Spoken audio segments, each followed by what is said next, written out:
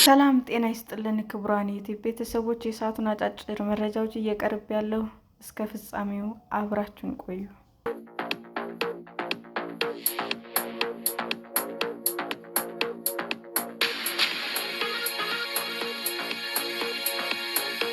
ወራጅ አለ የአሜሪካዊት ሙዚቀኛ የኢትዮጵያ ትዝታዎች። የኢትዮጵያ ሙዚቃ ማጣጣም ከጀመረች 20 ዓመታት በላይ ያስቆጥራለች። አዲስ አበባ ደግሞ 11 ዓመታት ኖራለች። ኬታ ሆስታተር ትባላለች። ቫዮሊን ተጫዋች እንዲሁም ሙዚቃ አቀናባሪ ናት። ከሰሞኑ ወራጅ አለ የተሰኘውን የመጀመሪያ አልበሟንም ለቅቃለች።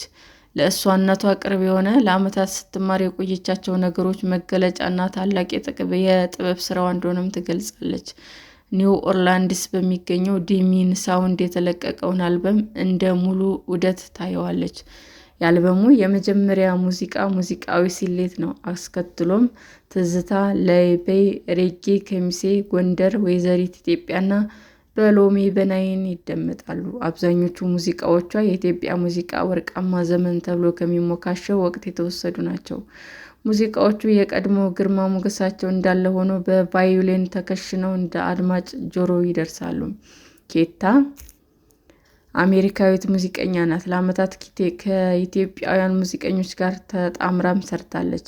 ቫዮሊን ከመሰንቆ፣ ቫዮሊን ከክራር ጋር ተሳስረው በሙዚቃዎቿ ይደመጣሉ። ወራጅ አለ አልበም ውስጡ የተካተቱ የኢትዮጵያ ሙዚቃዎች የቫዮሊን ብቻ ሳይሆን ኤሌክትሮኒክ ድምጾችም አሏቸው። እያንዳንዳቸው የራሳቸውን ታሪክ የሚናገሩ ይመስላሉ። ሙዚቀኞቹ ኢትዮጵያ ቤት ሳለች ባሳለፍኳቸው ዓመታት የነበረው ድባብ፣ የሰዎች ምስሎችና የኃላፊ ቅጽበቶች ስብስብ ስትልም ትገልጸዋለች።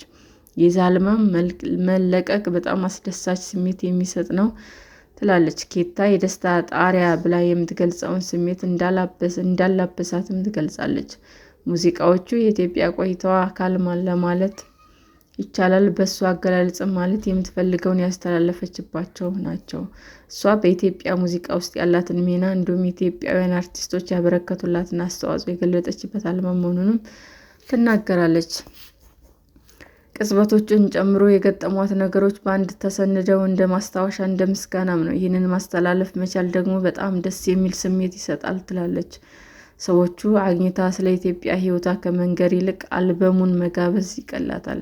ሰዎች የኔ ታሪክ የሚሰሙበት በሙሉ ለመረዳት የሚችሉበት ነው ስትልም ትገልጻለች። አልበሙን ከእሷ ጋር መነጋገር እንደሚቻልበት መንገድ ትወስደዋለች። ለዚህም ነው ለሰዎች ለኢትዮጵያ ስላለው ሕይወት ከምነግራቸው ይልቅ አልበሙን ገዝተው ታሪክን ይሰማሉ የምትለው። ወደ ኢትዮጵያ ከመሄዷ በፊትም ስላለው ሕይወቷና ኢትዮጵያ ከኖረች በኋላ ምን አይነት ሰው እንደሆነችም በጥበብ ዓይን ማሳየት መቻሏም ያስደስታታል። ወራጅ አለ የሚለው አገላለጽም የአልበሟ መጠሪያ ያደረገችው ያለ ምክንያት አይደለም። የውጭ ዜጎች ኢትዮጵያ ሲረግጡ ከሚማሯቸው የመጀመሪያዎቹ ቃላት ወይም አገላለጾች አንዱ መሆኑም ለኬታ ትርጉም አለው። የአዲስ አበባ ታክሲዎች ያለ ወራጅ አለ ማሰብ ይከብዳል። በተለይ ደግሞ ቋንቋውን የማይችል ሰው ወራጅ አለንን አጥብቆ ከመያዝ ውጭ አማራጭ አይኖረውም። ኬታ እንደ ማንኛውም የውጭ አገር ዜጋ መጀመሪያ የተማረችው ሀረጌ ወራጅ አለ እንደነበረም ታስታውሳለች። አልበሟንም እንደ ታክሲ ጉዞ እንውሰደው። ሚኒባስ ውስጥ አብረን ነን፣ እዚያ ጋር ወራጅ አለ፣ ከዚያ ደግሞ ወደዚህ ቦታ ልወስዳችሁ፣ በሙዚቃ ስሉን ልሳልላችሁ፣ ከዚያ ወራጅ አለ፣ በድጋሚ ሚኒባሱን ተሳፍረን ደግሞ ወራጅ አለ፣ ከዚያ ደግሞ ወደ ቀጣይ ቦታ ልወስዳችሁ ነው። ኬታ በሙዚቃዎቿ አድማጮቿን እያጓጓዘች ነው። ትዝታ፣ ቦታና ጊዜ ተደባልቀው ድርብርብ የቫዮሊን ስነ ህንፃ ሰርተዋል ስትልም ትገልጻለች። ወራጅ አለ መጀመሪያ ላይ ከተማርኳቸው እጅግ ጠቃሚ ሀረጎች አንዱ ነው ትላለች። በአንድ በኩል ከቦታ ቦታ ለመንቀሳቀስ ረድቷታል፣ በሌላ በኩል ደግሞ የተለያዩ ትንንሽ ታሪኮች የያዘ አድርጋ ትወስደዋለች።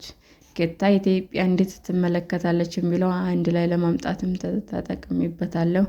ወራጅ አለ የሚባለው ታክሲ ውስጥ ይሁን እንጂ የአዲስ አበባ ኑሮ፣ የኢትዮጵያ ኑሮና መጓጓዥን የሚያንጸባርቅ እንደሆነም ትናገራለች። መድረስ የሚፈልጉበት ቦታ ለመድረስ ወራጅ አለ ማወቅ ግድ ነው። በውስጡም ማጋራት የሚፈልጋቸውን ትንንሽ ታሪኮች ይዟል። በአልበሟ ኢትዮጵያ ወርቃማ ዘመን ሙዚቃዎችን ለማካተት የመረጠችው አንድም ብዙሃን ዘንድ ተወዳጅ ስለሆነ ነው። ለመጀመሪያው ኢትዮጵያ አልበሜ እነዚህን ሙዚቃዎች የመረጥኩት ሆን ብዬ ነው። የኢትዮጵያ ሙዚቃ የሰሙ ሰዎች የዚህ ታሪክ አካል እንዲሆኑም እንዲሰማቸው በሚል ነው። ብዙዎች እነዚህ ሙዚቃዎች ያውቋቸዋል፣ አንዶች ትስስርም አላቸው። እነዚህ ለብዙዎች ስሜት ቅርብ የሆነ ጥንታዊ ሙዚቃዎች በኬታ ዘመናት በአይሉናዊ እይታ ቀርበዋል ልንል እንችላለን። አድማጮች ይህንን ሙዚቃ አውቀዋል ብለው መስማት ከጀመሩ በኋላ ረቂቅ ከሆነው የአልበሙ ቅንብር ጋር ታስተዋውቃቸዋለች። ሙዚቃዎቹ በጣም ረቂቅና ሩቅ እንዳይሆኑም የቅርብ መስኮት የከፈተችበት መንገድ እንደሆነም ትናገራለች። የኢትዮጵያ ሙዚቃ እጅግ የላቀ የጥበብ ውጤት እጅግ ድንቅ የሚል ነው የምትገልጸው።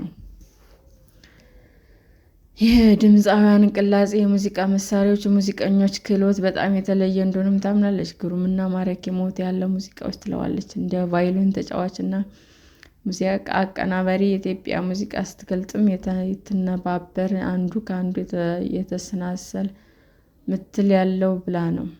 ወደ ቫዮሊን የምትወስደውም ይህንን እንደሆነም ታስረዳለች። የኢትዮጵያ ሙዚቃ ስትገልጽ ድባቡን፣ እንግዳ ተቀባይነት፣ ልዕቀቱንና ለሙከራ የተመቸ መሆኑን ሳታነሳ አታልፍም።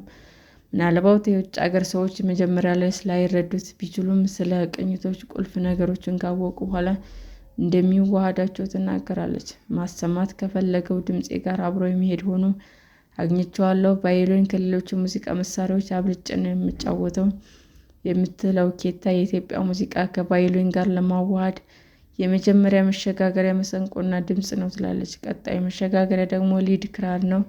በዚህ መንገድ እየተመራች ቫዮሊን ከኢትዮጵያ ሙዚቃ ጋር እንደምታደባልቅም ትገልጻለች። ከኢትዮጵያ ሙዚቃ ጋር ካስተዋወቃት አንደኛው በተለይ በአውሮፓውያን 2000 መባቻ ከጓደኞቿ ጋር የኢትዮጵያክስ አልበሞችን መስማቷ ነው።